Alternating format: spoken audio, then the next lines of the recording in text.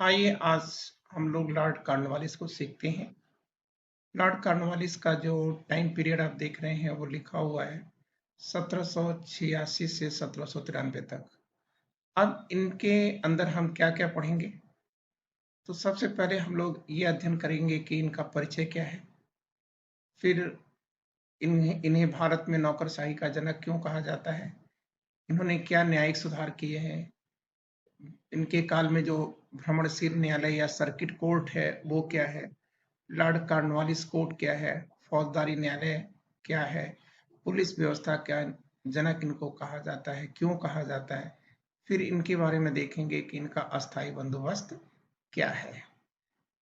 तो आइए सबसे पहले हम लोग इनका परिचय सीखते हैं कि ये परिचय क्या है इनका। तो देखिए यहाँ पर लिखा हुआ है कि ये प्रेसिडेंसियों के पहले गवर्नर जनरल। देखिए फिर से ध्यान दीजिए, लिखा जा रहा है कि प्रेसिडेंसियों के प्रथम गवर्नर जनरल कौन था। तो ये कहा गया है कि ये लॉर्ड वॉरेन हेस्टिंग है। ठीक है, वॉरेन हेस्टिंग। क्लियर। अब लॉर्ड लॉर्ड वॉरेन हेस्टिंग का कार्यकाल कब से कब तक है?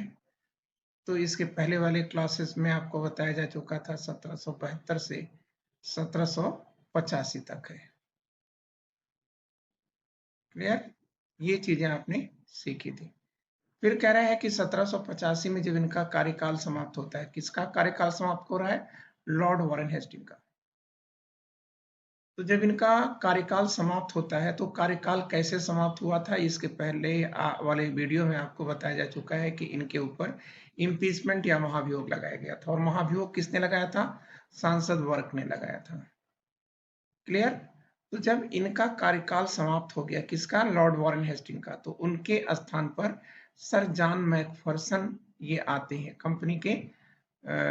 ये प्रथम किस संदर्भ में है? तो आप कहेंगे कि सर ये टेम्पोररी गवर्नर जनरल है, पहले अस्थायी गवर्नर जनरल है। ठीक है। फिर देखिए ये कह रहा है कि 1786 में इन्हीं के उत्तराधिकारी के रूप में लॉर्ड कॉर्नवालिस गवर्नर जनरल बनकर के कलकत्ता आए थे। तो किनके उत्तराधिकारी के रूप में? जॉन मैकफर्सन के उत्तराधिकारी के रूप में आए थे। अब लॉर्ड कॉर्नवालिस का एक तो आपने ये परिचय देख लिया, ठीक है, कि ये मैकफर्सन के उत्तराधिकारी के रूप में आए हैं। मैकफर्सन कौन है? लॉर्ड वॉरेन हेस्टिंग के उत्तराधिकारी हैं। और क्या है? ये पहले अस्थायी गवर्नर जनरल हैं। जब आपने ये चीजें सीखा तो अब आप एक चीज और जानिएगा कि लॉर्ड कॉर्नवालिस एक एरिस्टोक्रेट फैमिली से हैं और ये ब्रिटिश जो सेना है उसके अधिकारी थे। ठीक है। और फिर कह रहा है कि विग राजनीतिक पार्टी इंग्लैंड, स्कॉट, आयरलैंड और ग्रेट ब्रिटेन की एक राजनीतिक पार्टी थी। 1850 के दशक में विग का पिलाइट्स और रेडिकल्स के साथ लिबरल पार्टी में विलय हो गया था। मतलब आप यहां पर ये चीज समझने की कोशिश करिए कि यह विग राजनीतिक दल कहां से आ गया, ये पॉइंट कहां से आ गया। तो आप कहेंगे कि विग पॉलिटिकल पार्टी से ही थे यहाँ के राजा। ठीक है, किंग। क्लियर। ब्रिटेन का जो किंग था या कौन सी पार्टी उसमें शासन में थी? विग पॉलिटिकल पार्टी थी। फिर कह रहा है कि अब विग पॉलिटिकल पार्टी की यहाँ पर थोड़ी सी व्याख्या कर दी गई कि ये विग पार्टी है, ये कहाँ कहाँ शासन कर रही है? इंग्लैंड में, स्कॉटलैंड में और आयरलैंड में, तथा ग्रेट ब्रिटेन की एक राजनीतिक पार्टी थी। 1885 के दशक में इस पार्टी के दो अंग हैं, एक को पिलाइट्स कहा जाता है और दूसरे को रेडिकल। तो पिलाइट्स और रेडिकल्स इन दोनों का मिलन किससे हो गया था? लिबरल पार्टी में इसका विलय हो गया था। क्लियर। अब ये चीज कह रहा है कि लॉर्ड कॉर्नवालिस का एक परिचय तो ये हुआ, दूसरा परिचय ये हो रहा है कि लॉर्ड कॉर्नवालिस अमेरिकी स्वतंत्रता संग्राम में ब्रिटिश सेना के जनरल थे। मतलब जब यूएसए में, या उस यूएसए आप न कह करके नॉर्थ अमेरिका कहिए, ठीक है, जिसमें कनाडा भी शामिल हो जाएगा, यूएसए और कनाडा। तो ये जो यूएसए और कनाडा है, ये इस पर किसका अधिकार था? तो आप कहेंगे कि सर था तो अधिकार बहुत लोगों का, लेकिन ब्रिटेन का अधिकार सबसे बड़े क्षेत्र में था। तो ब्रिटेन के विरुद्ध यूएसए में एक आजादी की लड़ाई लड़ी गई थी, जिसे अमेरिका का स्वतंत्रता संग्राम कहा जाता है। ठीक है ना? तो इतनी चीजें जो आपने जान लिया, ठीक है, तो ये कहा गया कि जब अमेरिका का स्वतंत्रता संग्राम लड़ा जा रहा था, तो उसके सेनापति कौन थे? तो ये लॉर्ड कॉर्नवालिस थे। क्लियर? और फिर कह रहा है कि 1781 में, इसको छोड़ दीजिए 20 का पोर्शन, आप यहाँ आ जाइए। 1781 में यॉर्क टाउन की घेराबंदी में संयुक्त राज्य अमेरिका और फ्रांसीसी सेना के सामने इन्होंने आत्मसमर्पण कर दिया था। किसने? कॉर्नवालिस ने। और जैसे इन्होंने आत्मसमर्पण किया, वैसे ही संयुक्त राज्य अमेरिका युद्ध जीत गया और वो ब्रिटेन की दास्ता से स्वतंत्र हो गया था। तो इसके लिए एक पेरिस की संधि हुई थी, ये आप जान लीजिएगा। पेरिस संधि कब हुई थी? 1783 में हुई थी। तो 1783 की पेरिस की संधि के द्वारा यूएस से दुनिया में, ठीक है, ब्रिटेन के से आजाद हो गया और ये दुनिया का पहला लोकतांत्रिक देश बनता है। ठीक है? फिर यहां वाली लाइन आप देख लीजिएगा कि कॉर्नवालिस आयरलैंड के जब गवर्नर थे, तो उसी समय उन्होंने एक एक्ट पारित किया था, जिसका नाम था यूनियन एक्ट। अब इसी यूनियन एक्ट के पारित होते ही, ठीक है, ब्रिटेन का नाम ग्रेट ब्रिटेन में हो गया। मतलब ब्रिटेन ग्रेट ब्रिटेन में बदल गया। क्लियर? अब इसके बाद हम अगली बातें करते हैं।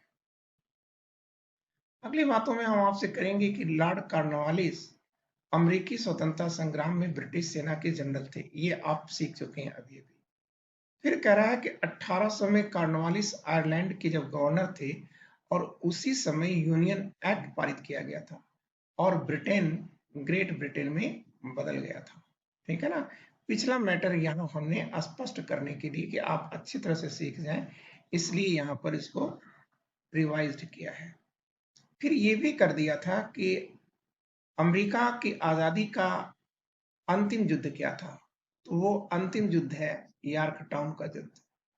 ठीक है? यॉर्क टाउन का जो युद्ध है वो दो लोगों के बीच लड़ा गया था। ठीक है? एक सैमुअल एडम्स एडम्स और किसके बीच लड़ा गया? तो आप कहोगे कि कॉर्नवालिस के बीच में लड़ा गया था। और इसका परिणाम क्या आया? तो आप कहेंगे इसमें कॉर्नवालिस या ब्रिटेन हार गया था और अमेरिका, ठीक है, ये आजाद हो गया था। ठीक है? और इसके पहले मैंने आपको बताया था कि यह आजादी उसको किस संधि से ग्रांट की गई थी? पेरिस संधि के द्वारा ग्रांट की गई थी या दी गई थी।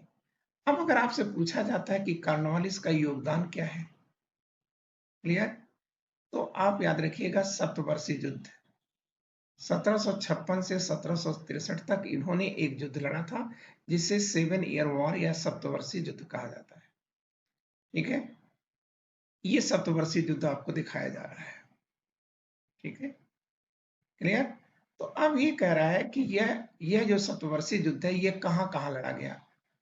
तो देखिए, एक तो उत्तरी अमेरिका में लड़ा गया, दूसरा सेंट्रल अमेरिका में लड़ा गया था, मध्य अमेरिका जिसे आप कहते हैं।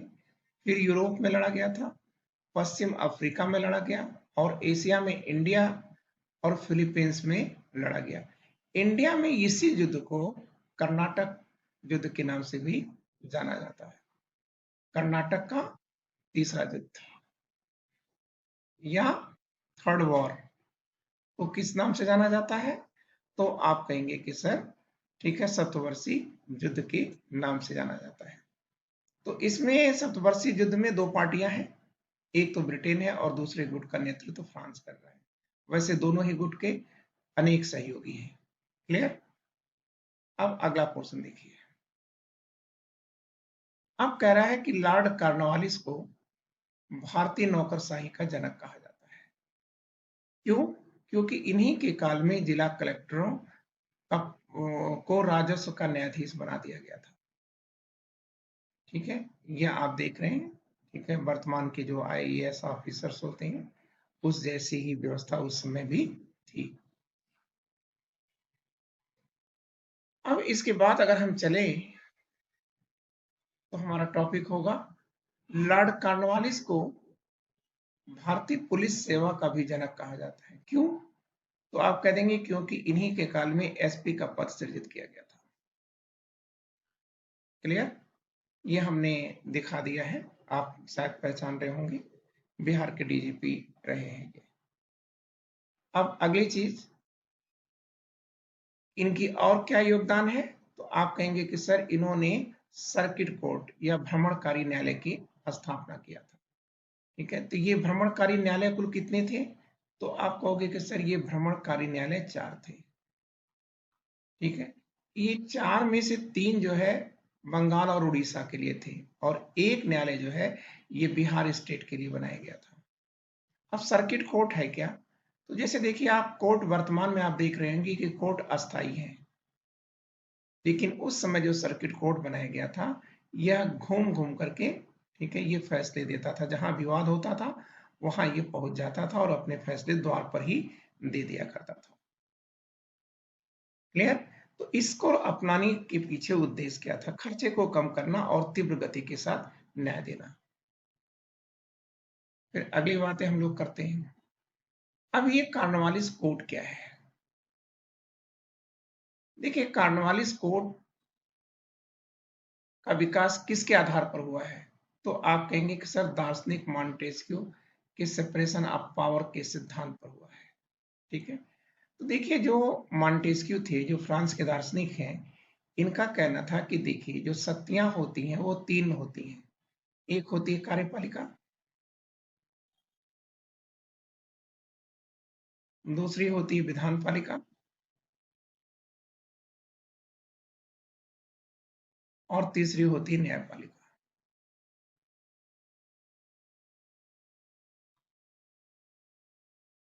तो मॉन्टेस्क्यू ने यह समझाया कि अगर आप इन तीनों शक्तियों को एक ही व्यक्ति के हाथ में दे देंगे तो वह क्या होगा? निरंकुश हो जाएगा, उसके ऊपर कोई अंकुश नहीं होगा, फिर वो अत्याचारी बन सकता है।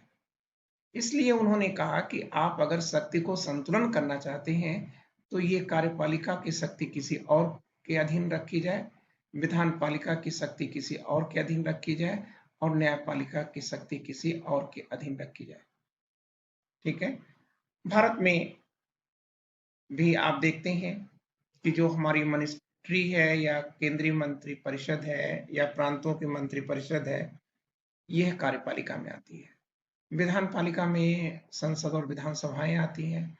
न्यायपालिका आप देख ही रहे हैं कि भारत में सुप्रीम कोर्ट है और एक एकल नागरिकता है, अरे सॉरी, एकल नागरिकता और एकल न्यायपालिका है। क्लियर? अब अगर ये तीनों शक्तियां एक ही आदमी को दे देंगे तो फिर वो कौन तय करेगा कि मैं चोर हूं और मैं ईमानदार हूं? ठीक है, तो और अगर ये तीनों शक्तियां एक ही हाथों में आ जाए तो व्यक्ति तानाशाह में बदल सकता है।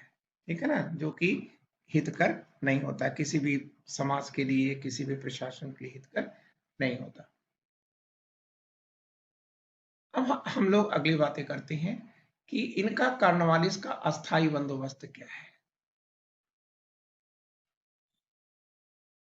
अस्थाई बंदोबस्त, तो अस्थाई बंदोबस्त में पहली चीज आप याद रखिएगा, बंदोबस्त। ठीक है, तो ये जो बंदोबस्त है ये जमीन का बंदोबस्त है। क्लियर? तो ये जमीन का बंदोबस्त क्या किया गया? तो आप कहेंगे इसे अस्थाई कर दिया गया। अब इसको आप समझिए, ये लिखा है कि लॉर्ड कॉर्नवालिस की नियुक्ति किसने किया था? प्रधानमंत्री पिट्स ने किया था। क्यों किया था? क्योंकि प्रधानमंत्री पिट्स चाहते थे कि भारत में एक ऐसी भूमि व्यवस्था को लागू कर दिया जाए जिससे सरकार की आय निश्चित हो जाए। ठीक है, ये प्रधानमंत्री पिट्स की इच्छा है। तो प्रधानमंत्री पिट्स की इच्छा को लागू करने के लिए ही तो कॉर्नवालिस आए थे। तो लॉर्ड कॉर्नवालिस ने क्या किया कि अपने 2 सहयोगी सर जॉन शोर और सर जेम्स ग्रांट से विचार विमर्श करके 1790 में 10 साला व्यवस्था मतलब 10 वर्ष का भूमि बंदोबस्त लागू किया था। 10 वर्षीय भूमि बंदोबस्त को लागू किया था। परंतु 1793 में इसे अस्थायी कर दिया गया। यही व्यवस्था अस्थायी बंदोबस्त के नाम से जानी जाती है। अस्थायी बंदोबस्त से सरकार की आय तो निश्चित हो गई और जमींदारों के नाम से सरकार को समर्थक भी मिल गया। भूमि का स्वामी जो कल तक कृषक था, आज वह अपनी ही भूमि पर मजदूर में बदल गया। ठीक है, इससे करोड़ों लोग सरकार के विरोधी बन गए। अब हम आपको इसे समझाते हैं। देखिए, पहली चीज आप ये जान लीजिए कि अस्थाई बंदोबस्त से पहले क्या था। अस्थाई बंदोबस्त से पहले भूमि का मालिक या भूमि का स्वामी कौन था? किसान था। लेकिन 1793 में जब अस्थाई बंदोबस्त लागू किया गया, तब भूमि का स्वामित्व तो किसको मिल गया या भूमि का मालिक कौन हो गया? आप कहोगे जमींदार हो गया सर। ठीक है, अब किसानों की स्थिति क्या हुई? किसान अपनी ही भूमि पर मजदूर में बदल गए। तो अब आप बताओ कि ये किसान क्या होगा या कृषक क्या होगा? ये अंग्रेजों के विरोधी बन गए कि नहीं बन गए? और ये जमींदारों का इससे बड़ा हित हुआ, तो ये जमींदार क्या हुआ? अंग्रेजों के समर्थक बन गए। अब ये जमींदार क्या करते थे? ये जमींदार किसानों से जबरन कर वसूलते थे। क्लियर? मतलब खेती कराते थे और उनसे जबरन जो है जो मन चाहा पैसा देना था देते थे, नहीं देना था नहीं देते थे। और लेकिन ये सरकार को सूर्योदय और सूर्यास्त के नियम के आधार पर पैसा दे देते थे। मतलब निश्चित तिथि से निश्चित तिथि के बीच में ही यह धन चुका देते थे। किसको? अंग्रेजों को। तो इससे क्या हुआ? अंग्रेजों की आय निश्चित हो गई कि नहीं निश्चित हो गई?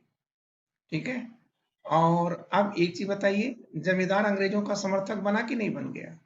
कृषक अंग्रेजों का विरोधी बना कि नहीं बन गया? तो अब कह सकते हैं कि यही जो जमींदारी व्यवस्था है, यही अस्थाई बंदोबस्त है। ठीक है, अब इस अस्थाई बंदोबस्त ने क्या किया कि भारत का जो परंपरागत जो उद्योग और धंधे थे, सबको इसने बर्बाद कर दिया। अब अगला पॉइंट देखते हैं हम लोग। तो अगला पॉइंट ये आएगा कि इनके काल की एक और घटना है, कॉर्नवालिस के काल की, और वो है तीसरा अंग्रेज मैसूर युद्ध, Anglo Mysore war. Anglo Mysore war ये कब लड़ा गया था? 90 से 92 के बीच लड़ा गया था। क्लियर? किसके बीच लड़ा गया? मैसूर के सुल्तान टीपू के बीच और कॉर्नवालिस के बीच लड़ा गया था। जिसमें कौन हार गया? टीपू हार गए और 1792 में श्रीरंगपट्टनम की संधि करने के लिए विवश हो गए। ये आपको दिखाया जा रहा है, ये है मैसूर। ये टीपू सुल्तान का की रियासत है। ठीक है, ये मैसूर जो है ये सबसे बड़ी रियासत थी। मतलब यहीं से संविधान सभा में सर्वाधिक 7 सदस्य आए थे। क्लियर? तो ये आपने एंग्लो मैसूर वार सीखा। अब आप अगला पॉइंट देखिए। अगला पॉइंट आएगा तो आप कहेंगे अगले गवर्नर जनरल आएंगे सर जॉन सोर। ये है सर जॉन सोर का इमेज। सर जॉन सोर का टाइम क्या है? 1793 से 1798 तक। इनकी नियुक्ति किसने किया था? किंग जॉर्ज थर्ड ने किया था। और उसमें प्रधानमंत्री कौन थे? प्रधानमंत्री वही थे, विलियम पिट्स यंगर। मतलब जो जिन्होंने कॉर्नवालिस की नियुक्ति किया था, उन्होंने ही सर जॉन सोर की भी नियुक्ति किया है। क्लियर? अब सर जॉन सोर किस लिए जाने जाते हैं? तो आपको बस इतनी सी चीजें जाननी है कि सर जॉन सोर की पॉलिसी क्या थी या नीति क्या थी। तो आप कहेंगे कि सर तटस्थता एवं अहस्तक्षेप की नीति। ठीक है, मतलब neutrality and non intervention policy, ठीक है, अहस्तक्षेप की नीति। अब ये तटस्थता एवं अहस्तक्षेप की नीति क्या है? देखिए, जो प्रिंसली स्टेट है या जो देसी राजा हुआ करते थे, वो हमेशा लड़ते रहते थे। तो सर जॉन सोर कहते हैं कि हम आपके आपसी जो मामले हैं उसमें हम कोई हस्तक्षेप नहीं करेंगे, ठीक है, क्योंकि यह आपका आंतरिक मामला है, आप इसका समाधान करिए। तो इसका क्या परिणाम होगा? तो आप कहेंगे कि इसका सर घातक परिणाम आएगा, क्योंकि अब क्या होगा कि जब अंग्रेजों ने कहा कि भाई हम आपके मामले में हस्तक्षेप नहीं करेंगे, क्लियर, तो अब लोगों ने क्या किया, देसी रियासतों ने क्या किया कि अंग्रेजों का साथ छोड़ दिया और ये किसके साथ में चले गए?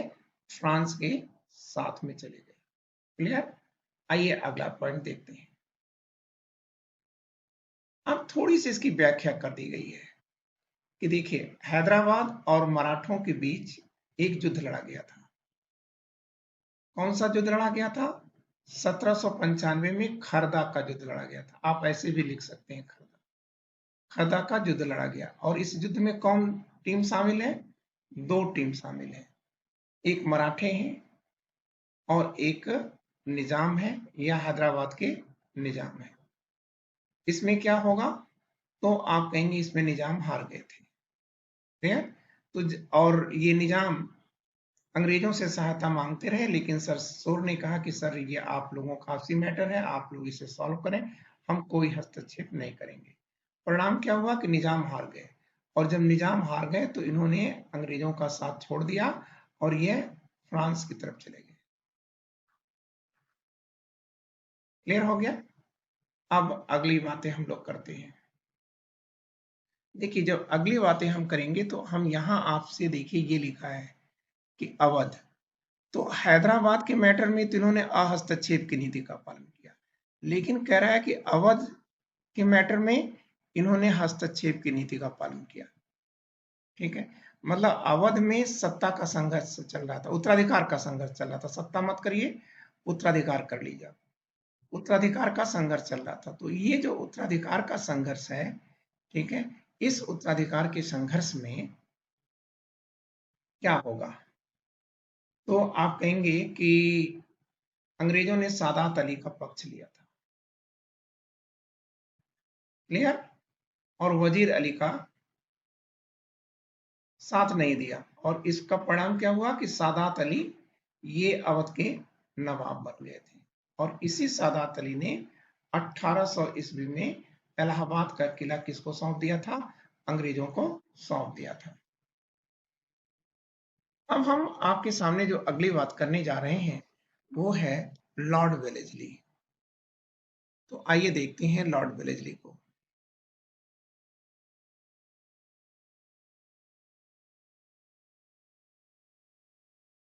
देखिए, जो लॉर्ड वेलेस्ली का टाइम है वो 1798 है और 1805 तक है, क्लियर।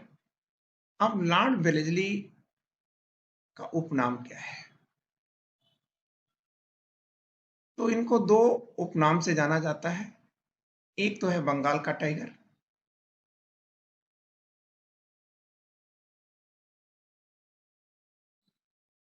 और दूसरा है मार्किस। मार्किस का मतलब क्या हुआ? विजेता, ठीक है। ये दोनों उपाधियां उनको क्यों दी गई थी? तो आप कहेंगे सर सैनिक शक्ति के कारण। सैनिक शक्ति के कारण मतलब कंपनी की शक्ति को भारत में अजेय बना दिया, किसने? लॉर्ड वेलेस्ली ने, क्लियर।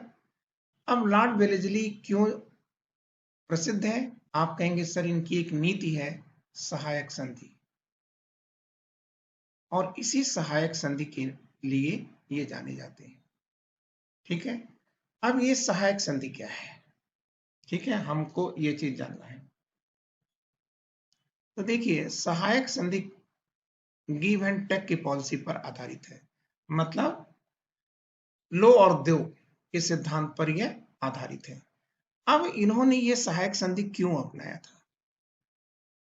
क्योंकि फ्रांस के जो तानाशाह हैं वो है नेपोलियन, या आप कह सकते हैं सम्राट, नेपोलियन। तो सम्राट नेपोलियन क्या चाहते थे? यूरोप को फ्रांस में बदलना चाहते थे। मतलब फ्रांस की सीमाओं को इतना व्यापक कर देना चाहते थे कि पूरा यूरोप फ्रांसमय हो जाए। ठीक है, लेकिन उसमें सबसे बड़ी बाधा ब्रिटेन था। तो इसलिए वो ब्रिटेन को हराने के लिए भारत में जिस नीति को अपनाते हैं उस नीति को कहा जाता है सहायक संधि। ठीक है, तो सहायक संधि के द्वारा ये क्या करते हैं? सहायक संधि के द्वारा जो देशी रियासतें हैं, ठीक है, इन देशी रियासतों को यह अंग्रेजों पर अवलंबित कर देते हैं। तो जब देशी रियासतें अंग्रेजों पर अवलंबित हो जाएंगी तो यहां पर फ्रांस नहीं आ पाएगा, और जब फ्रांस नहीं आ पाएगा तो जाहिर सी बात है कि ये देशी रियासतें कमजोर हो जाएंगी, और जैसे ही देशी रियासतें कमजोर हो जाएंगी तो फिर इनकी कमजोरी का फायदा उठा करके और ब्रिटिश साम्राज्य को स्थापित कर दिया जाएगा। इसीलिए सहायक संधि बनी थी। ठीक है, अब सहायक संधि किसने स्वीकार किया था? तो आप ये चीज याद रखिएगा, HMT। एच का मतलब है हैदराबाद। हैदराबाद ने सहायक संधि को कब स्वीकारा था? 1798 में स्वीकारा था। उसके बाद किसने? ये देखिए यम लिखा है, मैसूर ने स्वीकारा था। तो मैसूर और तंजौर, तंजौर इन दोनों ने सहायक संधि को कब स्वीकारा? 1799 में स्वीकारा था। फिर ये तंजौर यहां लिख दिया गया 1799 में। फिर इसके बाद 1800 में सूरत ने स्वीकारा था।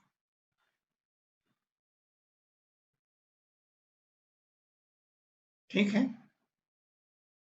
और 1802 में मराठों ने, या मराठा जो पेशवा हैं बाजीराव सेकंड, उन्होंने स्वीकारा था। क्लियर हो गया? और इसमें आपको एक चीज याद रखना होगा कि सहायक संधि की शर्तें क्या थी। देखिए, सहायक संधि की सबसे पहली शर्त तो ये है, क्या? तो आप कहेंगे सहायक संधि जो लोग भी स्वीकार करेंगे, मतलब जो देशी रियासतें सहायक संधि स्वीकार करेंगी उनकी कोई विदेश नीति नहीं होगी।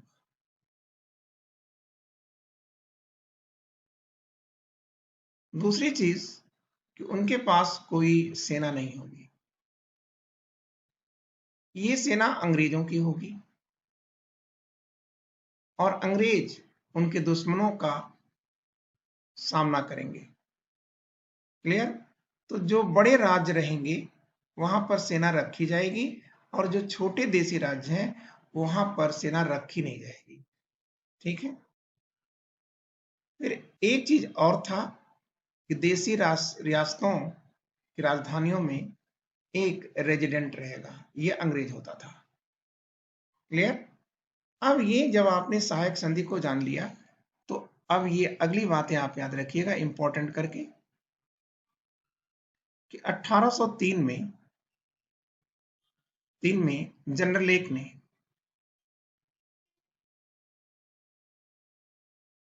ने दिल्ली पर अधिकार कर लिया था, और इस प्रकार राजधानी दिल्ली अंग्रेजों के अधीन सबसे पहली बार कब आई थी? 1803 में आई थी। किसने जीता था? जनरल लेक ने जीता था। किससे जीता? तो आप कहेंगे कि सर ग्वालियर के सिंधिया से छीना था। ठीक है, ग्वालियर के जो सिंधिया हैं उनसे इन्होंने छीना था।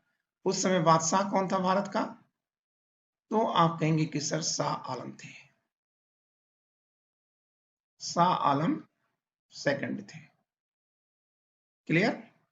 और एक चीज आप और याद रखिएगा, 1799 में वेलेस्ली ने प्रेस पर प्रतिबंध लगा दिया था। प्रेस पर इन्होंने क्या किया? आप कह देंगे कि सर प्रतिबंध लगा दिया था। ठीक, और एक चीज आपको और सीखना है, वो क्या सीखना है? तो आप कहेंगे कि सर फोर्ट विलियम कॉलेज की भी स्थापना इन्होंने किया है। Fort William college. ये फोर्ट विलियम कॉलेज की स्थापना कब हुई थी? 1800 में हुई थी। कहाँ हुई? कलकत्ता में होगी। कलकत्ता का जो किला है उसका नाम फोर्ट विलियम था, ठीक है। और इसी फोर्ट विलियम के किले में ही फोर्ट विलियम कॉलेज की स्थापना की गई थी। इसका उद्देश्य क्या था? इसको स्थापित करने का उद्देश्य क्या था? तो आप कहेंगे कि सर जो सिविल सर्विसेज के अधिकारी थे उनको भाषा की ट्रेनिंग देने के लिए, सिविल सेवा के अधिकारियों को भाषाई प्रशिक्षण देने के लिए इसकी स्थापना की गई थी। क्लियर हो गया? अब आपके सामने एक और पोर्शन बचता है और वो भी पोर्शन मैं रिवाइज कर दे रहा हूं। तो वो जो पोर्शन है वह बेलेजली की जो सेवाएं हैं वो कब समाप्त हो गई थी? तो आप कहोगे कि सर बेलेजली की सेवाएं 1805 में समाप्त कर दी गई थी। क्लियर? और बेलेजली की सेवा को समाप्त करने के बाद उनके स्थान पर किसको नियुक्त किया गया था? तो आप कहोगे कि सर उनके स्थान पर देखिए आए तो थे कॉर्नवालिस, मतलब कॉर्नवालिस को दोबारा लाया गया था। लेकिन कॉर्नवालिस गाजीपुर में ये मर गए थे, ठीक है। तो कॉर्नवालिस के स्थान पर पुनः किसे लाया गया था? तो आप कहोगे कि सर जॉर्ज बारलो को लाया गया था, जॉर्ज बारलो को। और जॉर्ज बारलो का जो टाइम है वो क्या है? तो आप कहोगे कि सर 1805 से 1807 तक है। क्लियर? तो अब सर जॉर्ज बारलो की काल की घटना क्या है? तो बहुत मैटर नहीं यहाँ पर, बस थोड़ी सी बात है। बेल्लौर की सैनिक बगावत की सैनिक बगावत। क्लियर? यही आपको जानना है। अब ये बेल्लौर की बगावत होती कब है? 1806 में होती है। ये कौन करता है बगावत? टीपू सुल्तान के, जो टीपू सुल्तान है ना, मैसूर के राजा या सुल्तान टीपू सुल्तान की हिंदू और मुस्लिम सैनिकों ने संयुक्त रूप से यह बगावत किया था, ठीक है। तो और ये बगावत क्यों हुई थी? क्योंकि अंग्रेजों ने सेना में एक रूप व्यवस्था लाने के लिए, आप कह सकते हैं कि एक रूपता लाने के लिए, ठीक है, जब ये नियम लागू किया तो इन्होंने बगावत कर दिया था, ठीक है। तो इसका मतलब ये है कि यह धार्मिक बगावत है। सेना की पहली धार्मिक बगावत कौन है? तो आप कहोगे कि सर बेल्लूर की सैनिक बगावत है। क्लियर? अब हमने आपका ये मैटर यहां समाप्त कर दिया। आज इतना ही, फिर अगले वीडियो में। Thank you.